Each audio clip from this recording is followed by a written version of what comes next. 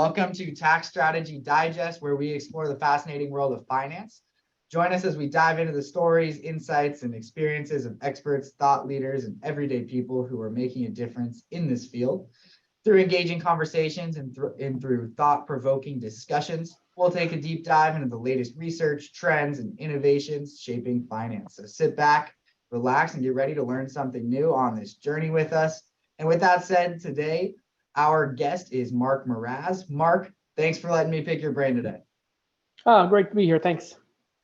Alrighty, a little bit of background. Mark and I, we've kind of been going a little bit back and forth on LinkedIn. That's actually how we met. And we've had a few phone calls. One, I told Mark a little bit about what I do with the Deferred Sales Trust, and he shared with me just a little bit about what he does and really how he helps business owners. And he's just a super intelligent guy and a great guy on top of that. And so I'm glad to be networked with him. And I wanted to be able to bring him on here and just share a little bit about him and have him talk about his business. So Mark, I'll go ahead and turn it over to you to maybe give a little bit of a brief summary and talk about what you do and what your expertise is in. Oh, great. Thanks, Paul. Sure, I'm happy to. I'll start with a question, right? Does your business own you, or do you own your business? That's the first question I generally ask people. Really, what I find is most business owners, their business owns them. So what I really help business owners do is create some independence in the business, independence from the business, so they can create a valuable company that they can sell for a premium when they're ready to exit. So really focusing on creating a valuable asset a business owner can sell when they're ready to retire. So how do we create a company that's not only sellable, but buyable, right? So you want to create a buyable company, somebody that really wants to buy your business when you're ready to go. Awesome. And really, I noticed as well recently, and so this might stem into a little bit what I was just asking about, but you posted on LinkedIn a little bit about your vacation test. Do you want to maybe dive into that just a little bit? Yeah, sure. Most business owners, because their business owns them, they're really stuck working. I would normally say a 9-to-5 job, but it's probably closer to a 5-to-5 job or a 5-to-9 job. And then they just aren't able to leave their business. They can't go on vacation, and if they do, they usually bring their laptop or they're on their phone the whole time checking in. How are things going back at the office, kind of stuff.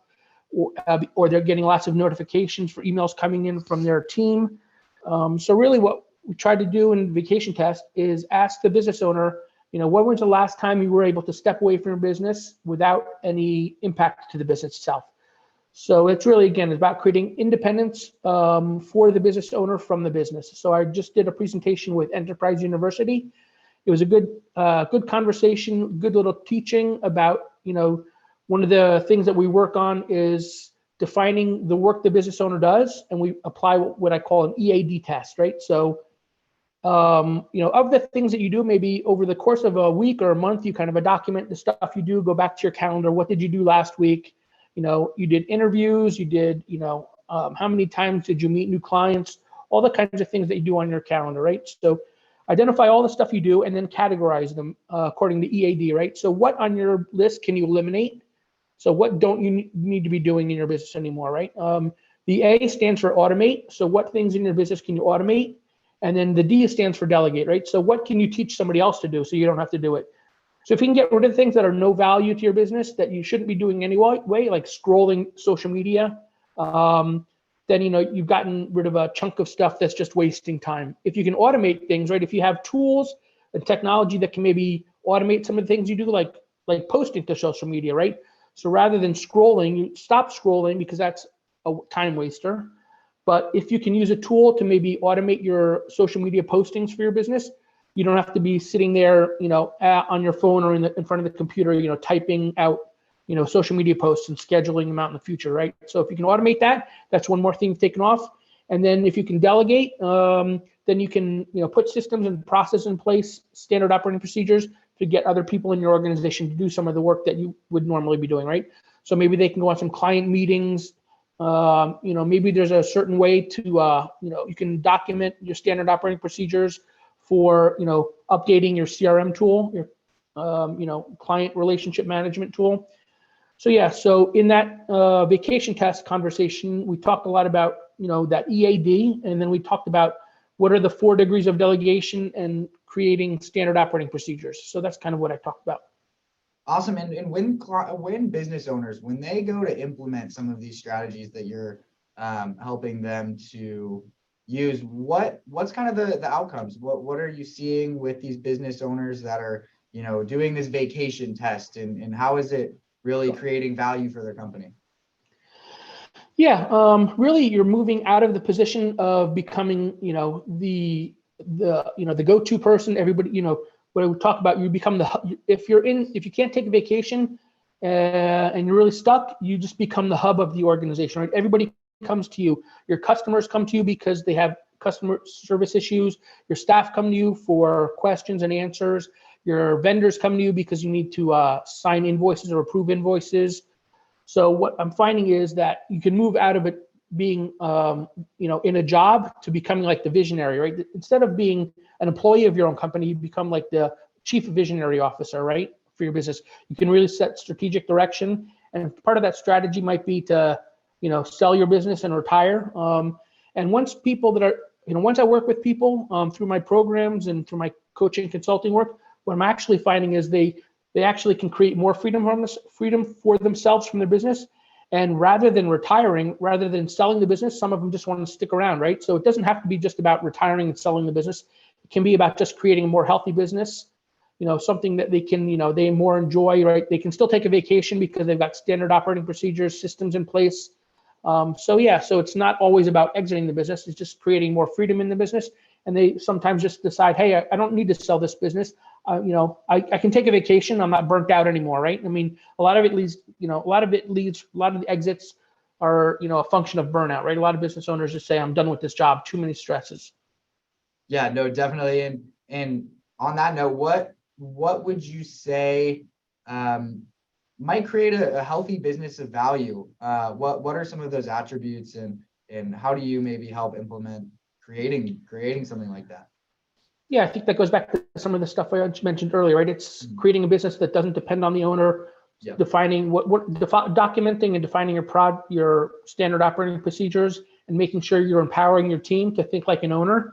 So a lot of leadership type of strategies, right? I mean, how do you do those kinds of things? And then one of the other things that we work on is creating recurring revenue. How do you create recurring revenue in your business? So you don't need to find a new customer every month, right? So you don't need to always be finding new customers. If you know you've got your customers on some sort of recurring revenue program, they're paying you every month or every quarter for some sort of service or product that you offer, that just relieves a lot of stress, right? I mean, from the business owner, and they can get some freedom from finding new customers every month.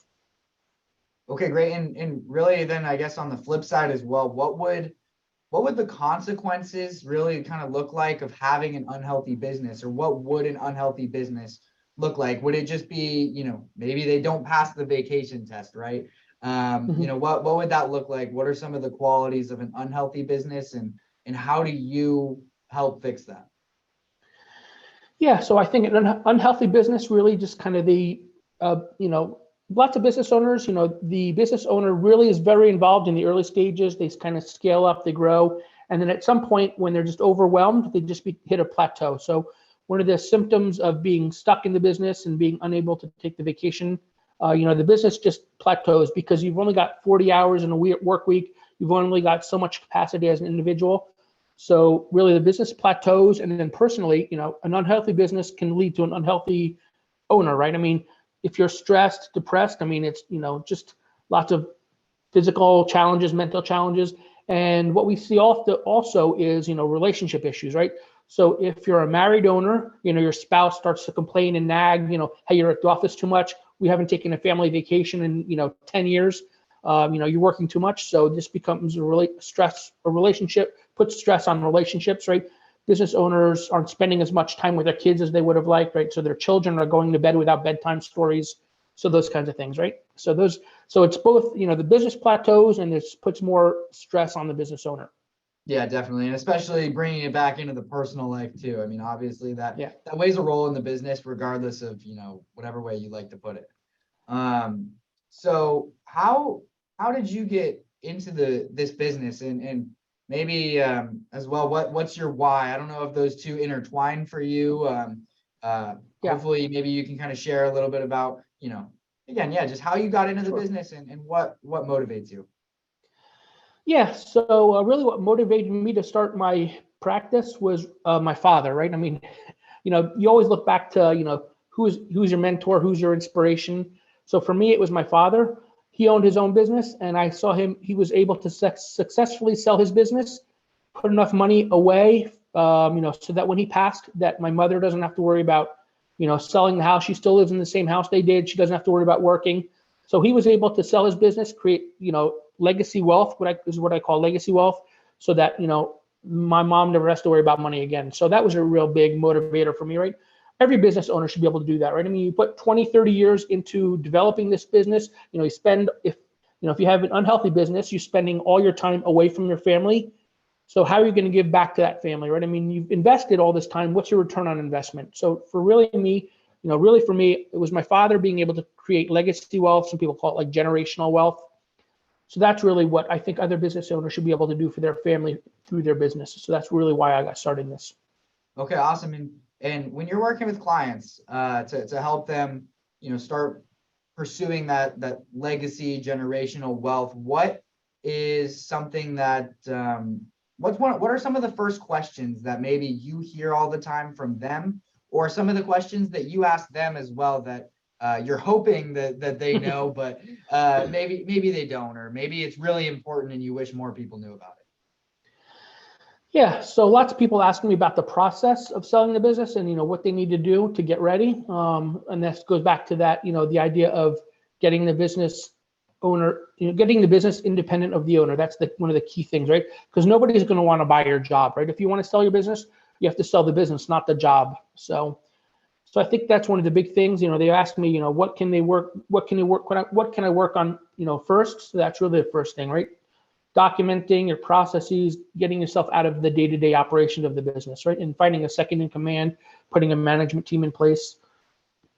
And then a lot of people, what I find is they're asking about timing, right? So I want to sell my business tomorrow, right? The proverbial tomorrow. But that's just not the reality, right? I mean, it's not like selling a house. I mean, I use a real estate agent as selling a house as an example of what I do, but it's not like selling a house, right? I mean, it can take years, right? I mean, I tell people to start planning 3 to 5 years in advance. Somebody wants to come in to buy your business, they're going to look at the financials on your business for the last 3 to 5 years, part of the due diligence. So when they ask me when should I start, I say today, right? I mean, ideally, a business owner is creating some sort of succession plans, exit strategy, early in their business while they still have energy to do it, as opposed to getting to the point where they're burnt out and saying, I want to sell my business tomorrow, because that's not the way it's going to happen, right? I mean, if you could, there are multiple ways to get out of the business. You could just shut the business down, but again, that kind of, you're losing there's no return on investment there, right? I mean, you've just put all that time in and now you're shutting the business. You could do like a liquidation sale. You're just selling the trucks, the assets you have, your inventory. But again, you're not getting full value for everything you put into the business, right? So really planning ahead of time. So like when they ask me, when should I start? I tell them, now. But ideally, I actually spoke to somebody else recently, what the ideal customer is, ideal client for me is somebody that says they're ready to start getting ready, right? So they're starting to think about thinking about selling their business. So yeah, that's really the kind of questions I hear, right? When should I start and what should I do first? Okay, great. And then two, what might be one piece of advice? Let's say there's a business owner who's watching this. What's a piece of advice you would give them just to start knowing today that might benefit them in whether it's their business practice? Maybe they're not selling for a long time, but what's something they could implement today? Short and quick, I think they basically should get a valuation, right? I mean, knowing the value of your business is important, right? I mean, your business could be worth enough today that you don't have to worry about money again in the future, right? I mean, and the problem is that if it's worth enough today and you keep working, there's, stuff that happens in the market, stuff that you don't know what's going to happen in the future, personally, in the market, in your industry. So get a valuation today, kind of see where you are, what you think you need, and make that decision. If you need more money, if you want to grow the value, at least from. So get that valuation today. That's what I would say. Okay, great. And then Mark, just to wrap up here, I'm going to go ahead as well. What I'm going to do is I'm going to put your link to your website and your LinkedIn in the newsletter. But what other ways would you say that if someone wanted to reach out to you, that they could best contact you? Yeah, LinkedIn is, I'm mostly on LinkedIn, so I like connecting with people on LinkedIn. Yeah, I have a contact form on my website, and I can actually, I've got a specific link to my vacation test webpage, so I'll send that to you also, Paul. Okay, perfect. And you I'll can add that include in that. there as well. Yeah, that includes a lot of the resources I talked about during my vacation test presentation. I've got an ebook on the 4 degrees of delegation, an ebook on standard operating procedures. People can download that, and my actual presentation is on there too, so the PowerPoint presentation. So they can download all that from that page. Yeah, so LinkedIn is the best place. Connect with me or send me a message on LinkedIn. And my website's got contact forms. You can submit a contact outreach there. So those are really the 2 best ways, because I'm online most of the time. And I do stuff like this. And when I'm working with clients, I put my phone on do not disturb. So phone calls often go to voicemail. Awesome. I do the same thing. And Mark, I really appreciate you taking the time to hop on here and teach everybody a little bit more about what you do and some of the tactics to implement when you're thinking about thinking that you might sell your business. So it's perfect, and I really appreciate it. Hopefully everybody watching got as much value out of it as I do every time I speak with you. And thank you again for joining in. Great. Thanks a lot, Paul. I appreciate it.